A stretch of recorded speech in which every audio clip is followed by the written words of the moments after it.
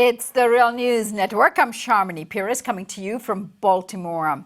France's presidential runoff elections are just a week away. Its predicted outcome has blown wide open in the past few weeks. To the horror of France's political and economic elites, far-left candidate Jean-Luc Melenchon is catching up to the two front-runners, the centrist Emmanuel Macron and far-right candidate Marine Le Pen. According to recent polls, all three currently have around 20 to 23% of the vote. If no candidate gets at least 50% of the vote on April 23rd, there will be a second round to be held on May 7th. This means that there might be a runoff between far-right Le Pen and far-left Melenchon.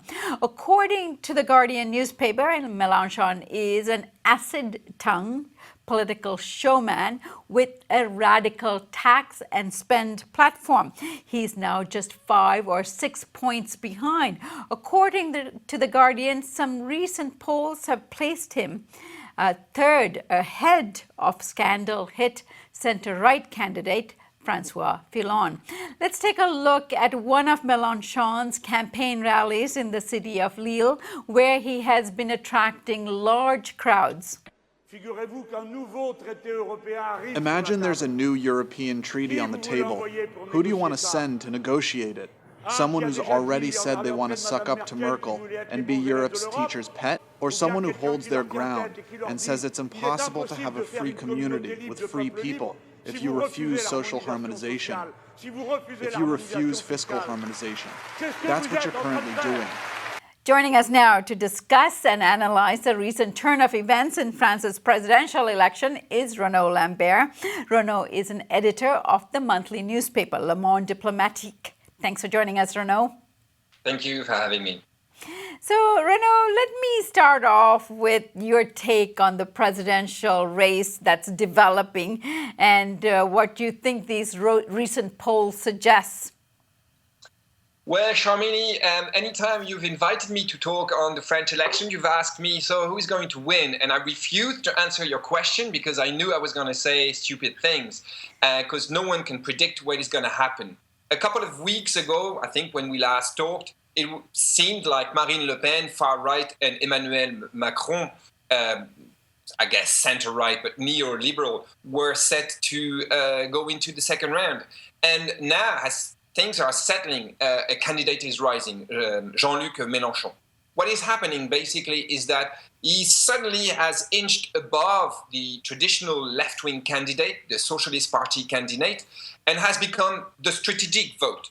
Therefore, it means that people who favored Mélenchon did not need to think that they would vote for another candidate better placed to gain the election, to win the election. They could actually vote for Mélenchon, who, as you said, is a very acid-tongue, very funny character, and who has, I guess, a very appealing platform to most of the people in France, people who have been receiving a battering from the European crisis. And give us a sense of who Mélenchon is. And he was far behind as a candidate, but he's gaining momentum, and we didn't expect that. Why? Mélenchon comes from the Socialist Party, which he left following the 2005 vote on the European Constitution. He voted against it and decided that the way the Socialist Party had behaved during that election, couldn't stand by him. And he has built this, I guess, character, this platform whereby, he presented it to the people that in order to implement a left-wing politics, you needed to leave the European Union. He was, for a long time, the sole candidate to actually say that. Very timidly at first, in 2012, it suggested that we needed to renegotiate, and he's taking a much firmer stance at the moment. And people know him. People know he's got the gift of the gab. He's a funny character. And there were a couple of TV debates where he was above all other people, whether you liked him or not, whether you agreed with him or not. He was witty. He could reply. He was a lot better. And people, took to him. Some people were already convinced. And as I said, the strategic vote has disappeared. All four main candidates at this stage are around 20%, which means that you can actually go for who you prefer. Right. And then if, say, he makes it to the runoff against, say, Marine Le Pen, what do you think will happen? Who will the French vote for? You keep asking me to predict, Charmaine, which I will not do. At this stage, if you listen to the polls, people say they say that Mélenchon would win. But I think things would France would change even before we got into the second round. The two candidates are in favor of massively changing the European Union. So you would have a massive reaction from the markets. They would be attacking France. They would be attacking the euro. There would be massive capital flight from France. And the period between the first round and the second round would be a very, very traumatic period for France, because a new power would be about to get in, whether Le Pen or Mélenchon, but they would not be able to implement their policies to counteract, to impede that capital flight. Anyway, France is set to make a massive statement to Europe, I think, because both Le Pen and Mélenchon are suggesting that Europe is not working, which is a point that needs to be made, although their solution to mend it or to change the way society is run in France is obviously opposite. Right.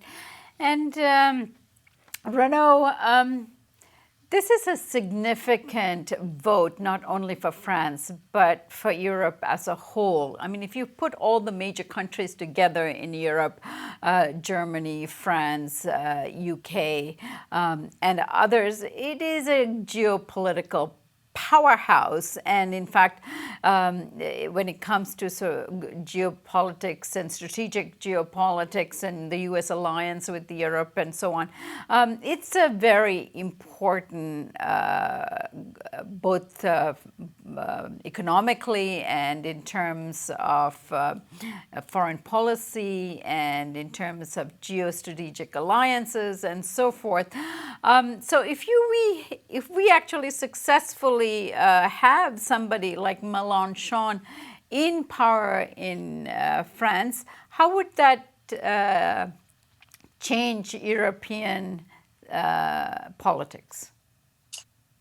Well, I think the point to make is that although we don't know what is going to happen, victory by Mélenchon would only be the start to a massive struggle.